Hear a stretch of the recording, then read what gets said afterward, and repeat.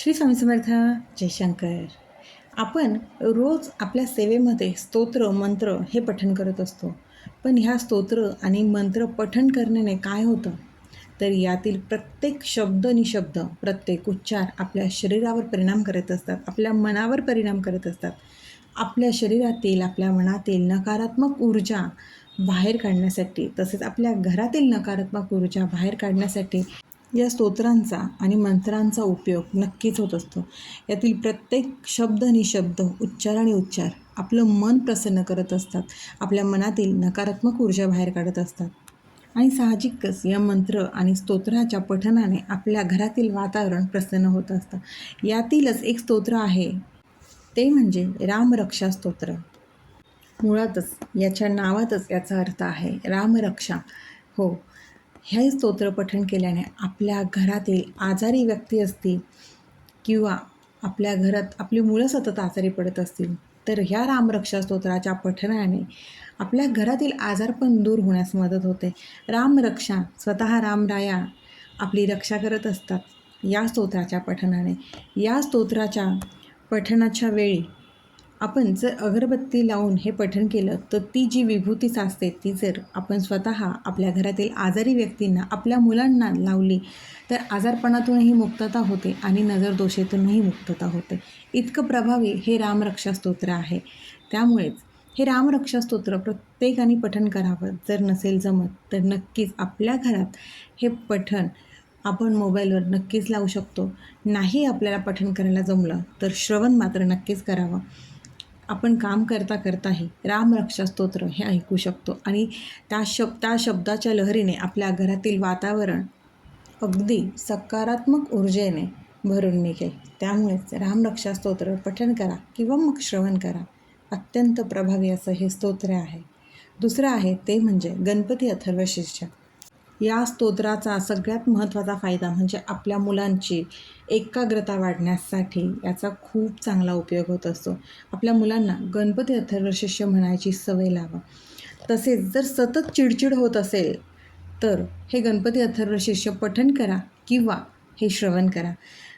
गणपती अथर्वशीर्ष म्हणण्यानेही आपल्या मनावर होणारा जो ताण असतो तो हलका होतो, जी चिडचिड होत असते ती कमी होत असते.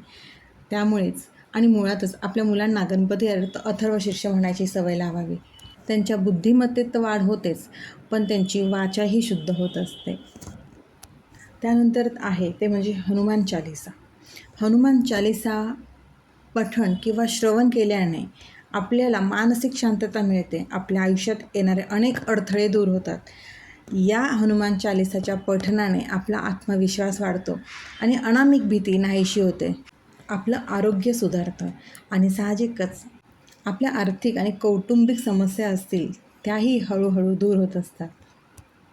हनुमान चालीसाच्या पठणाने नकारात्मक ऊर्जा दूर होते, बाहेरील बाधा दूर होते, नजरदोष दूर होतो, तसेच शनी दोषापासूनही मुक्तता होत असते. इतकी प्रभावी ही हनुमान चालीसा आहे. शिवाष्टक स्तोत्र. या प्रभावशाली स्तोत्रांच्या पठणाने आपल्याला आपल्या महादेवांचा आशीर्वाद मिळतो. आपल्या आयुष्यातील दुःख दूर होऊन एक मानसिक शांती प्राप्त होत असते. या शिवाष्टक पठणाचे प्रमुख फायदे म्हणजे काय तर संकट निवारण, मनशांती, सकारात्मकता, आरोग्याचे लाभ, मनोकामनापूर्ती, समृद्धी आणि यश.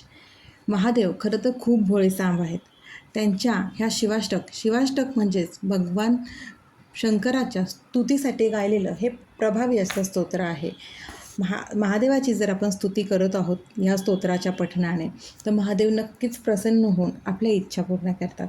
त्यामुळे शिवाष्टक या स्तोत्राचं पठण करून महादेवांना प्रसन्न करा आणि आयुष्यातील अडचणी नक्कीच दूर करा. शिवाष्टक हे सुद्धा तितकंच प्रभावी असं स्तोत्र आहे. त्यानंतर आहे कालभैरवाष्टक स्तोत्र. हे तर आपल्याला सर्वांना माहिती आहे.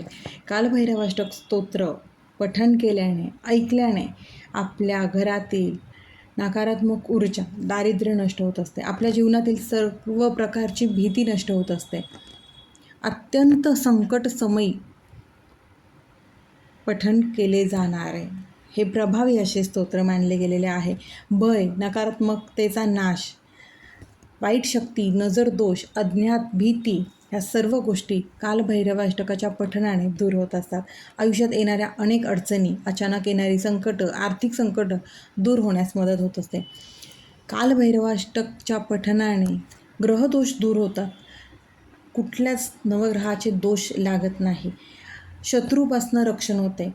कुठल्याही शत्रूंचा त्रास आपल्याला कालभैरवाष्टक स्तोत्राच्या पठणाने किंवा श्रवणाने शत्रूंचे त्रास कमी होत असतात.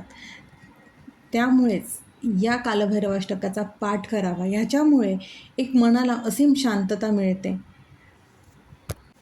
हे प्रभावी असे स्तोत्र आहे. हे त्या वेळेला आपण पठण किंवा श्रवण केले ना तर नक्कीच आपल्याला ह्या सर्व स्तोत्रांचा फायदा होत असतो. प्रत्येक स्तोत्राच्या शब्दाने आपल्या शरीरावर खरंच परिणाम होत असतात. मनापासून हे स्तोत्र पठण किंवा श्रवण करा आणि अनुभव घ्या. कारण अध्यात्म हे सांगण्याचं नाही तर अनुभवण्याची गोष्ट आहे. श्री स्वामी समर्थ. अशक्य ही शक्य करतील स्वामी. अशक्य ही शक्य करतील स्वामी.